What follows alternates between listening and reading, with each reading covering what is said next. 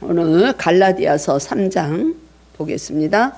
305쪽입니다. 신약성경 305쪽. 갈라디아서 3장 10절에서 14절까지. 신약성경 305페이지. 우리 함께 합독하겠습니다. 시작. 무릇 율법 행위에 속한 자들은 저주 아래 있나니 기록된 바 누구든지 율법책에 기록된 대로 모든 일을 항상 행하지 아니하는 자는 저주 아래 있는 자라 하였습니다.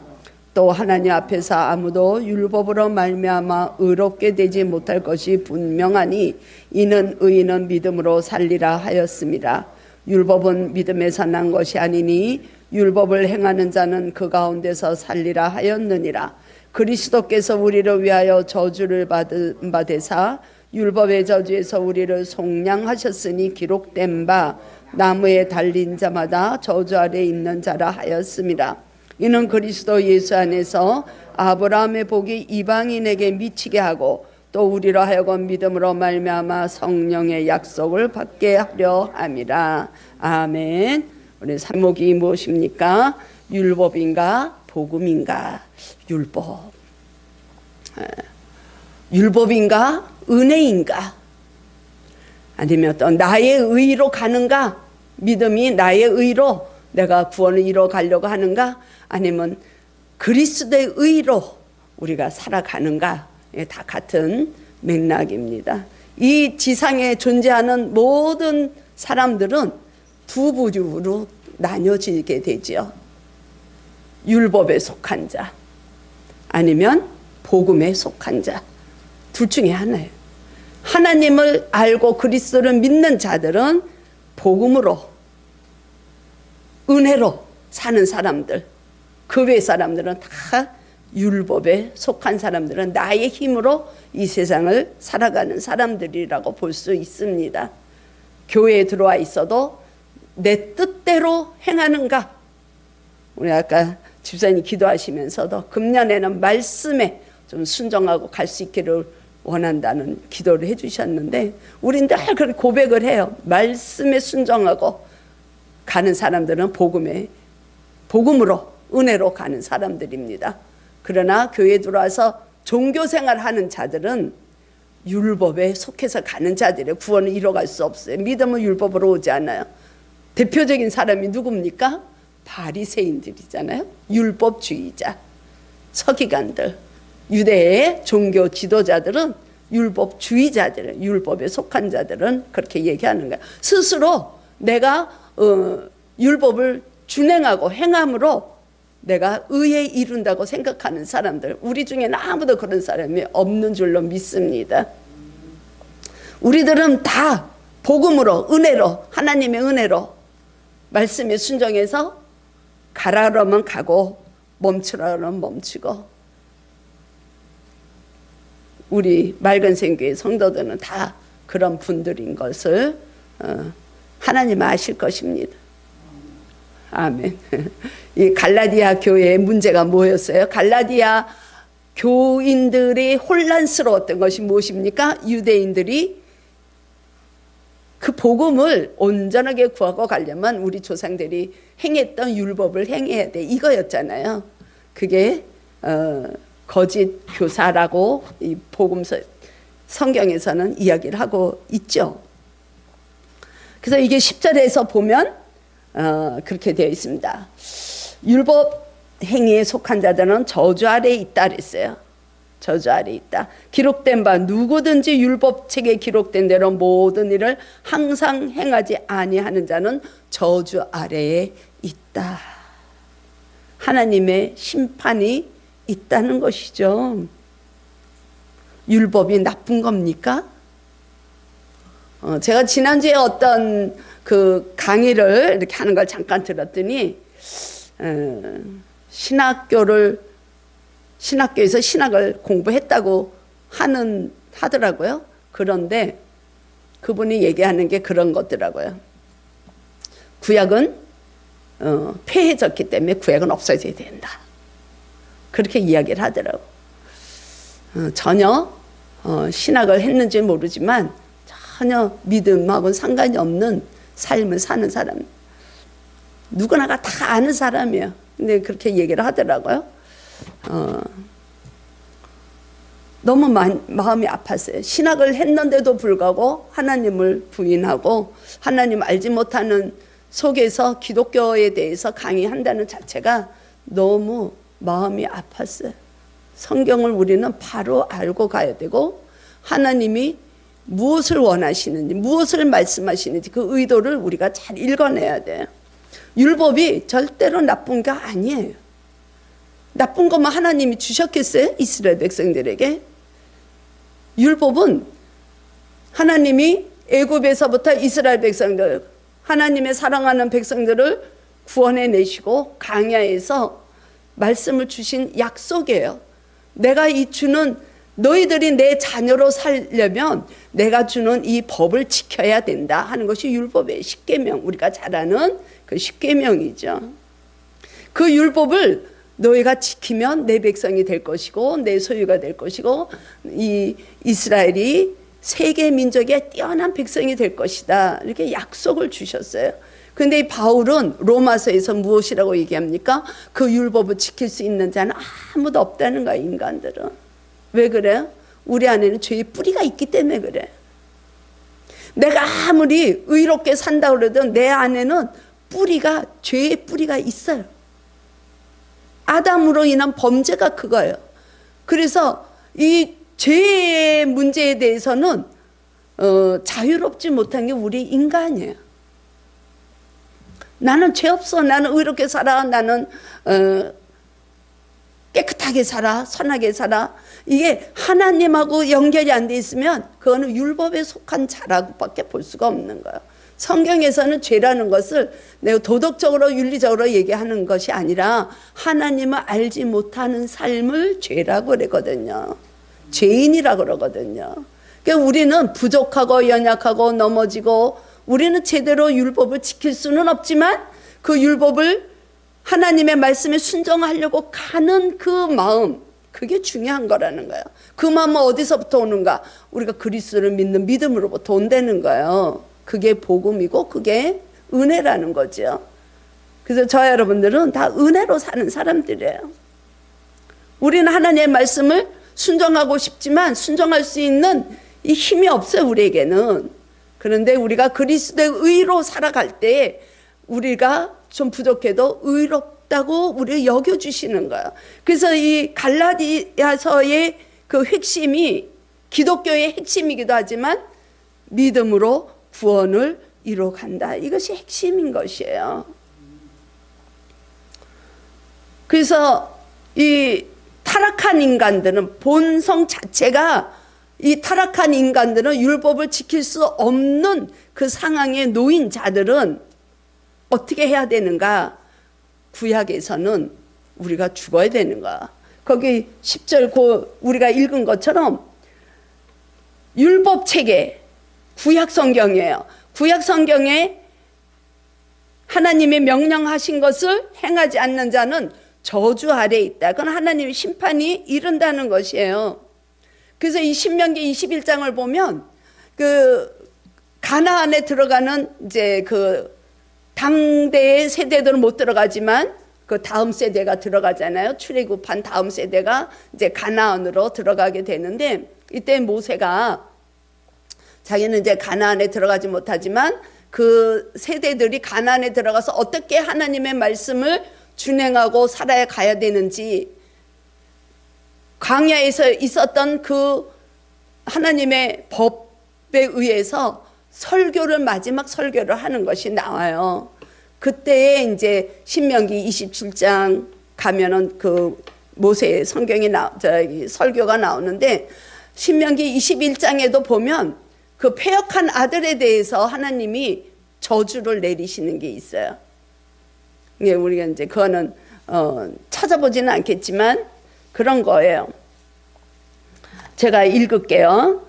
사람에게 완악하고 패역한 아들이 있는데 그 패역한 아들이 아버지의 말이나 어머니의 말을 순종하지 아니하고 부모가 징계하여도 순종하지 아니하거든 그의 부모가 그를 끌고 성문에 이르러 그 성읍 장로들 앞에 데리고 나가서 장로들에게 얘기하는 거예요. 우리 자식은 완악하고 배역하고 우리의 말을 듣지 아니하고 방탕하고 술에 잠긴 자다. 이러면 그 성읍의 모든 사람들이 그 배역한 아들에게 돌을 쳐요. 돌을 쳐서 죽이는 사건이 신명기 21장에 18절에서부터 23절까지 나와 있거든요. 그러면서 그렇게 나와 있습니다. 왜 그렇게 돌로 쳐서 죽이는가? 그 장면을 보고 모든 이스라엘 백성들이 두려워서 하나님 말씀에 순종하라는 뜻으로 그렇게 행하는 것이거든요. 그래서 너희들을 모든 사람이 그 패역한 아들 돌로 쳐 죽일지니 이는 내가 너희들 중에서 악을 체하라. 그러면 온 이스라엘이 듣고 회개하고 하나님의 말씀을 따라가기를 하려고 그렇게 죽이는 거예요.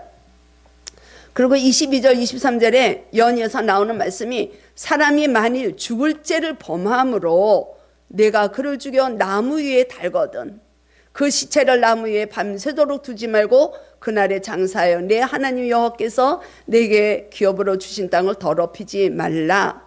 그리고 나오는 말씀이 결론이 나무에 달린 자는 하나님께 저주를 받았습니다.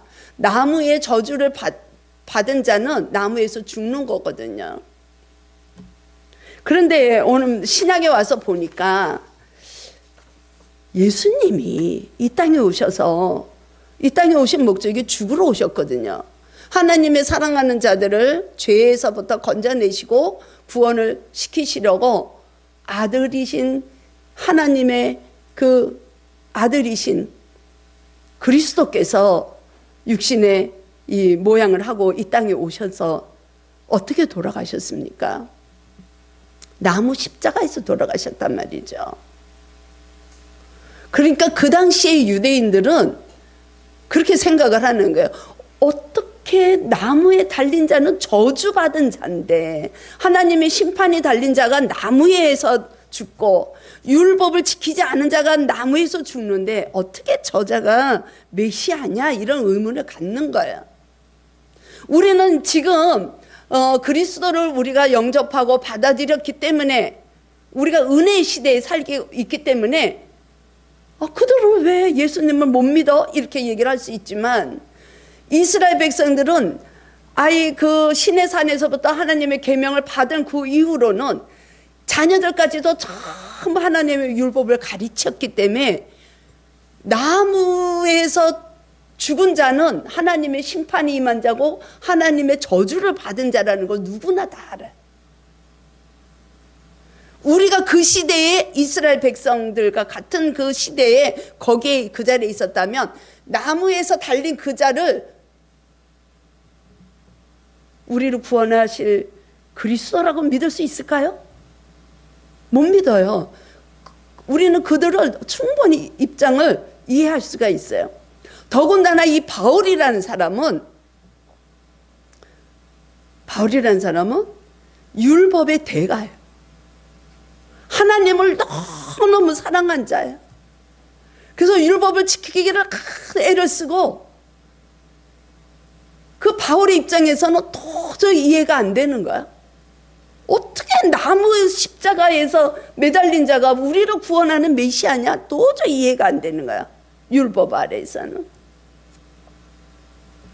그런데 그 바울이 오늘 갈라디아 교인들에게 어떻게 얘기하고 있습니까? 13절에서 그렇게 얘기하는 거야. 그리스도께서 우리를 위하여 저주를 받은 바 되사. 그러니까는 나무 위에서 저주를 받아야 되는 자는 그리스도가 아니라 저와 여러분들인 것이에요. 그게 마음에 와 닿아야 돼요. 왜? 우리는 율법을 지킬 수 있는 자가 아니기 때문에 그래. 우리는 하나님의 계명을 지킬 수 없기 때문에 본성이. 우리는 존재 자체가 우리는 율법을 지킬 수 있는 자가 아니에요. 우리는 아무리 정말 열심히 주님을 믿고 성령에 이끌려서 산다 그래도 내 안에서 꿈틀거리는 것들은 어찌할 수가 없어요. 우리 화 안 내고 살아요? 분노가 안 올라와요? 미워하지 않나요? 무엇이든지 우리가 받아들이는 그 사랑이 우리 안에 있습니까? 우리는 없어요. 예수님만이 그 사랑이 있는 거죠. 그래서 우리는 패역한 아들이야, 우리 자신이. 그래서 우리는 나무 십자가에서 저주를 받아야 되는 저와 여러분들이고 이스라엘 백성들이에요. 그런데 바울이 예수님이 나무 십자가에 달린 것은 내 대신에 나무에 달렸다는 거야. 내가 받아야 할 저주를 예수님이 나무 십자가에서 받았다는 거야. 그래서 우리를 속량하셨으니, 율법의 저주에서 우리를 속량하셨으니. 그래서 우리는 율법에서 죽을 수밖에 없는, 죄에서 정말 자유롭지 못한 저와 여러분들을 이제는 그리스도로 말미암아, 그리스도가 저주를 받으셨기 때문에 우리는 이 은혜의 시대로 옮겨진 상태라는 거. 얼마나 감사합니까? 믿어지세요? 동의하십니까? 아까 제가 신명기 말씀을 읽어드렸죠? 21장, 신명기 21장 18절에서 23절까지 말씀. 패역한 아들이 부모의 말을 안 듣고 했을 때 성읍에 나가서 우리 아들이 이러이러하다 얘기하니까는 동네 그 성읍에 있는 모든 사람을 돌로 쳐서 죽여야 돼.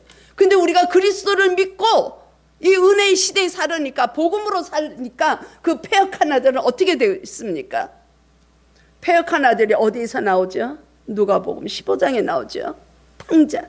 우리가 너무 잘 알죠. 그 탕자는 아버지한테 유산을 달라 그래. 자기 몫을. 우리가 잘 아는 것처럼. 살아생전에 아버지의 유산을 탐하는 거는 무슨 얘기예요? 빨리 죽으세요 이거잖아요. 아버지 빨리 돌아가세요. 그래 아버지 재산이 오는 거잖아요. 그거보다 더 심한 폐륜화가 있습니까? 죽으세요.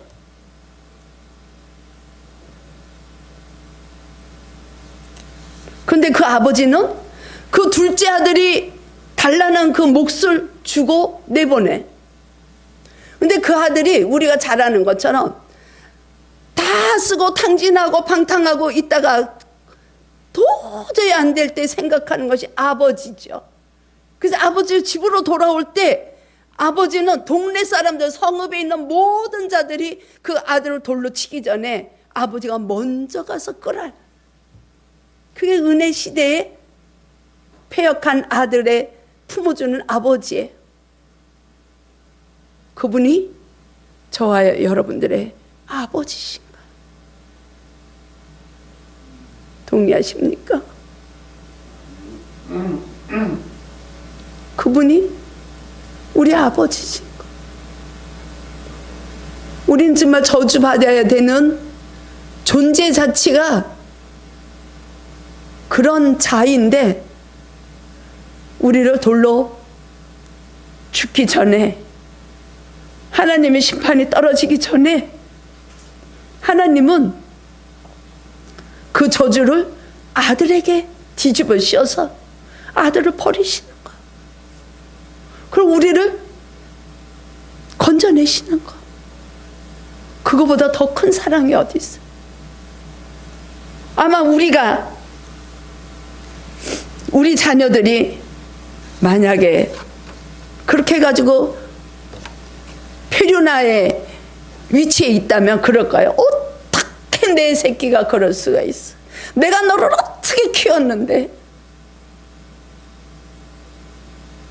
어떻게 그럴 수가 있어? 당연히 어떻게 그래요. 왜? 우리는 그만큼 연약한 존재이기 때문에 그래요. 그리고 죄에서 해방될 수 없는 존재이기 때문에 그래요. 그러나 우리가 그리스도의 사랑이 내 안에 들어와 있으면 우리는 그 아들을 품는다는 거예요. 내 새끼를 품고 간다는 거. 내가 내 새끼를 잘 기를 수 있어요? 우리 다 자녀들을 길러본 경험이 있죠. 아직 그렇지 경험을 못한 사람도 있지만, 내 자식이 내 마음대로 됩니까? 저도 제 자식들을 위해서, 우리 자식들이 정말 참 힘들 때 기도한 적이 있어요. 우리 애들이 다 잘해가지고 그냥 여기까지 오는 게 아니라는 거. 또 우리 자신도 우리 부모한테 잘했습니까? 그렇지 않아요. 그러나 하나님은 하나님의 사랑이 들어가 있으면 우리의 모든 걸 용납하시고 우리의 모든 것을 받아주시고 주님 안으로 오기만을 기다리시는 주님이라는 거. 그게 은혜고 그게 감사한 것이고 그게 우리가 그리스도의 의로 인해서 우리가 의인이라고 칭함을 받고 그래도 괜찮아, 그래도 잘하고 있어, 이런 위로를 받고 가는 것이죠. 우리 스스로 우리의 죄를 피할 수도 없고 우리의 죄를 해결할 수도 없는 존재, 우리는 절망적인 존재. 그거를 고백해야 돼. 그래야 은혜가 들어가요. 그래야 그리스도가 나한테 필요한 거를 우리는 느낄 수가 있어요. 근데 나는 너무 잘 살아, 나는 너무 의로워, 나는 너무 착해, 나는 너무 선한 일을 많이 해. 그러면 그리스도가 우리를 터치를 못해. 그리스도하고 상관이 없어요. 그냥 우리가 말만이라도 주님 나는 아무것도 할 수 없어요, 이런 고백을 좀 하십시다. 내가 할 수 있어도 주님 앞에서는 주님 나는 아무것도 아니에요, 이런 고백을 좀 하십시다. 그래야 주님의 은혜가 들어가는 거. 난 모든 거 내 스스로 다 할 수 있어, 하나님하고 상관이 없어요, 네가 해 그러면, 그러신다니까요. 그게 첫째 아들이에요. 누가복음 15장의 둘째 아들이 탕자로, 우리는 그 둘째 아들만 우리는 탓하잖아요. 근데 더 심각한 거는 첫째 아들인 거예요. 첫째 아들은 자기 의로 사는 아들이에요. 그래서 아버지한테 그러잖아요. 나는 동생과 같지 않고 아버지가 하라는 대로 다 하고 나는 정말 최선을 다해서 옳은 길로 가는데 왜 나를 위해서는 아버지 잔치를 안 베풀어 주셨습니까? 원망하고 불만하고. 이게 더 큰 문제. 차라리 탕자가 더 나아요. 탕자가. 내가 탕자라는 걸 알면 주님께로 돌아갈 수 있는 그 건덕지가 남아있어. 그냥 내가 첫째 아들이면 내가 모든 게 의롭고 내가 하는 게 너무 잘하기 때문에 내가 하나님하고 상관이 없는 삶을 살아요. 그게 율법에 속한 자가 될 수 있는 거예요. 그때 아버지는 뭐라 그러세요? 얘야, 다 내가 있는 것이 네 거 아니니? 이러고 말씀해 주시잖아요. 우리는 정말 그리스도를 믿는 그 믿음 안에서 율법의 행위가 아니고 그리스도를 믿음으로 구원에 이룰 수 있는 저와 여러분들이 되길 축복합니다. 우리 맑은 소용교회가 그렇게 되길 원해요.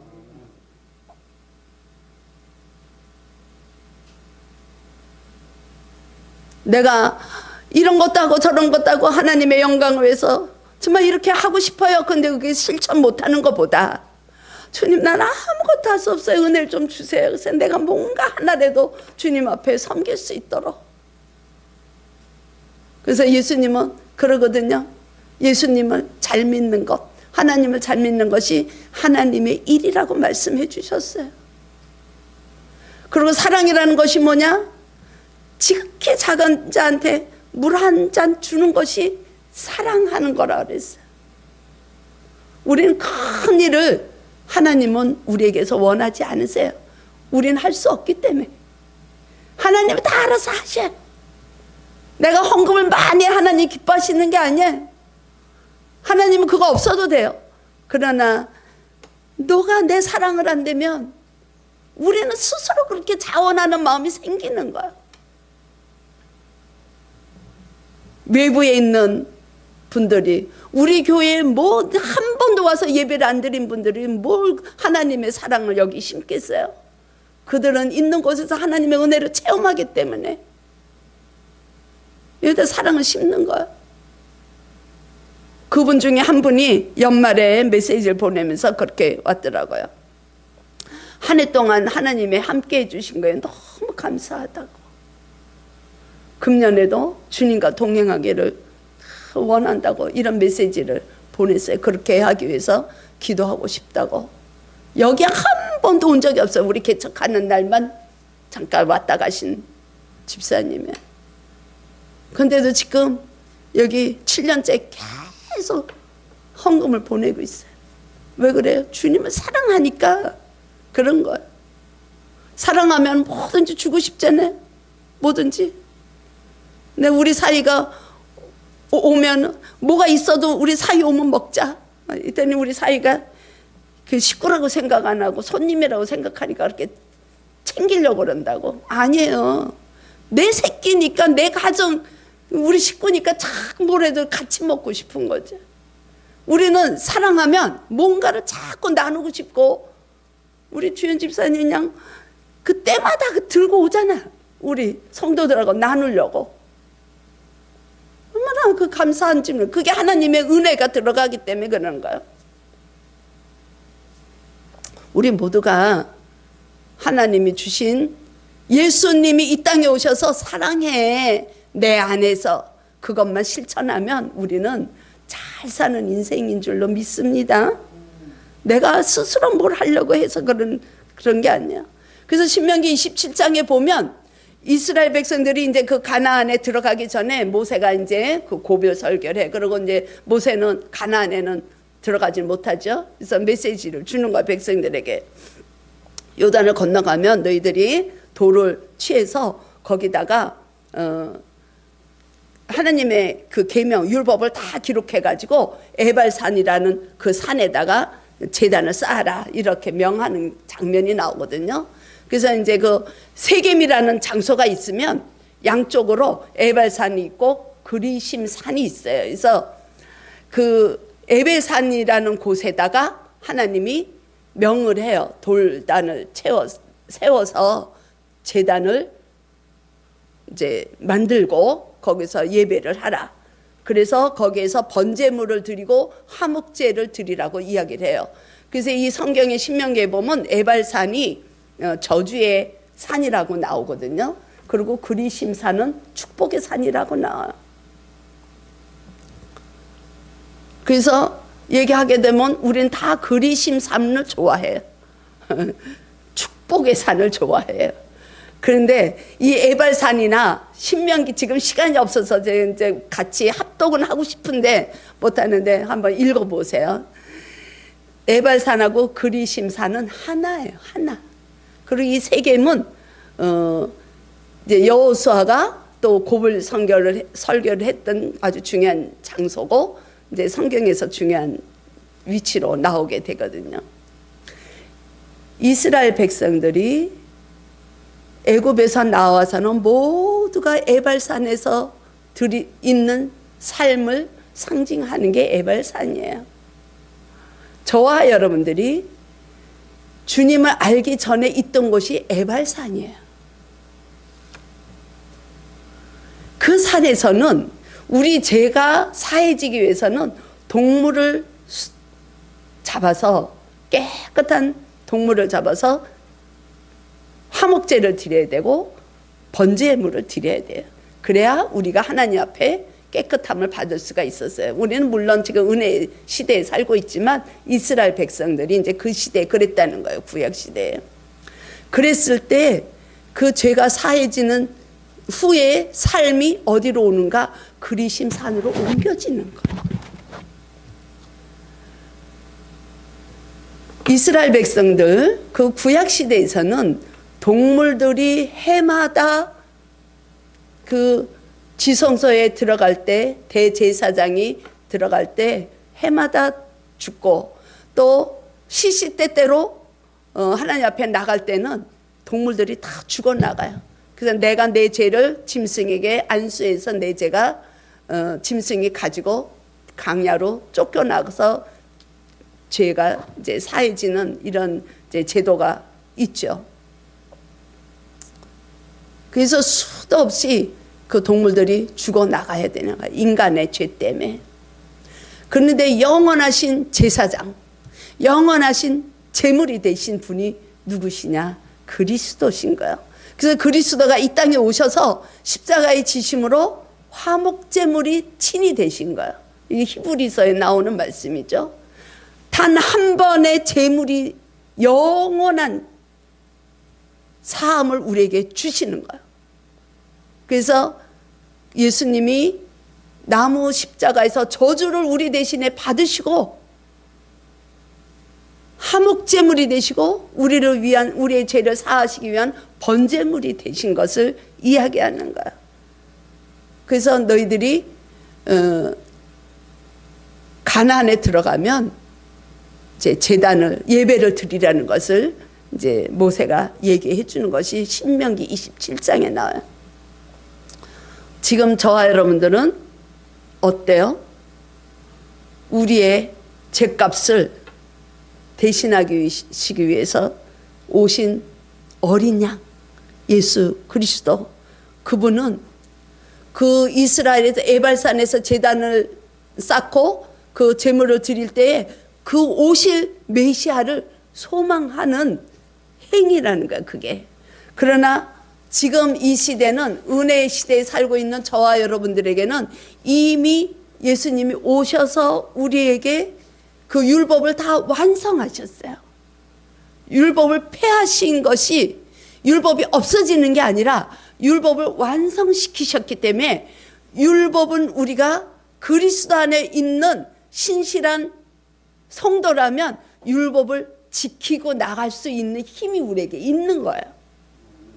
율법을 안 지키는 것이 좋은 게 아니고 율법이 없어지는 게 아니라 우리는 그리스도 안에 있을 때 그 율법을 지킬 수 있도록 우리의 양심이 반짝반짝 새롭게 비춰지는 거예요. 그래서 모든 사람들이 상식적으로 행할 수 있는 일도 그리스도인들은 꺼리낌이 있을 수 있는 일이 생기는 거예요. 뭐 예를 들면 그런 거죠. 제일 우리가 많이 볼 수 있는 게 그 교통 신호에 가는 것들. 뭐 다른 사람이 다 가는데 뭐 우리도 그냥 지나가면 되지. 모든 사람이 다 이렇게 운전하는데 우리도 이렇게 운전하면 되지. 그러나 그리스도인들은 그렇게 똑같이 안 한다는 거야. 우리가 송구영신 때 말씀을 나눈 것처럼 진짜 그리스도인들은 다른 길을 간다는 거예요. 세상 사람들하고 다른 길, 좁은 길, 협착한 길, 가기 싫어하는 길을 우리는 간다는 거예요. 왜 그래요? 율법이 우리로 하여금 죄를 깨닫게 하기 때문에 그래요. 그걸 누가 깨닫게 해주시는가? 성령님이 우리 안에서 우리가 기도할 때 깨닫게 하시는 거예요. 그래서 우리는 말씀을 받고 말씀을 가지고 기도할 때 성령님은 그 율법이라는 그 도구를 통해서 우리를 죄에서부터 깨닫는 은혜를 주시는 거예요. 그럼 우리는 어떻게 해야 되는가? 그걸로 은혜 받았네, 참 좋네, 이렇게 그치면 안 되는 거야. 그를 조명해 주시는 그 말씀을 가지고 내가 회개의 자리까지 가야 돼. 회개의 자리로 갔을 때 우리는 하나님께로 방향을 잡을 수가 있는 거예요.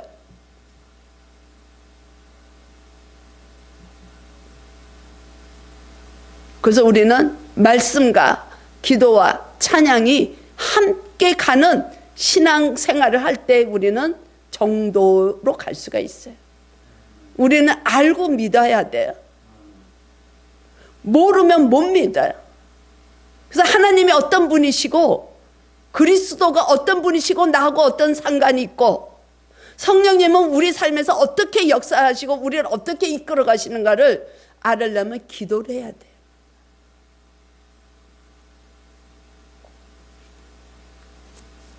그럴 때 우리는 주님과 동행하는 삶이 될 것이고 성령님의 이끌리는 삶이 되어가는 거예요. 그럴 때 우리는 믿음의 여정을 통해서 구원을 아름답게 이루어 갈 수 있는 줄 믿습니다. 오늘 새롭게 이제 시작하는 첫 주에 우리가 52주 때 가서 예배를 드릴 때 정말 오늘 우리가 결단하고 가는 이 말씀이 그때는 얼마나 이루어졌는가. 정말 한 해는 우리는 날마다 구원을 이뤄가야 되는 삶을 살아야 돼요. 그런데 여러분들은 율법의 행위로 구원을 이루어 가시겠습니까? 아니면 복음으로 구원을 이루어 가시겠습니까? 이 문제를 가지고 한 주간뿐만이 아니라 이 한 해를 주님과 동행하는 아름다운 믿음의 발걸음이 되기를 축복합니다. 주님 감사합니다. 믿음은 주님으로부터 오는 선물임을 깨달았습니다. 오직 그리스도가 아니면 우리는 믿음의 길을 갈 수가 없고 구원의 길을 갈 수가 없음을 깨닫게 하시니 감사합니다. 아버지, 율법의 행위가 아니라 우리의 삶 자체가 이제는 말씀에 의해서 교정이 되고 성령님의 조명으로 인하여 우리가 바른 신앙의 삶을 살아갈 수 있도록 우리를 강하게 붙들어 주시고 끝까지 동행하시겠다고 하신 그 말씀 붙들고 우리가 승리의 길을 갈 수 있도록 은혜 가운데 거하게 하옵소서. 주님 감사합니다. 주님 사랑합니다. 우리 주 예수 그리스도의 이름으로 감사하며 기도드리옵나이다. 아멘. 293장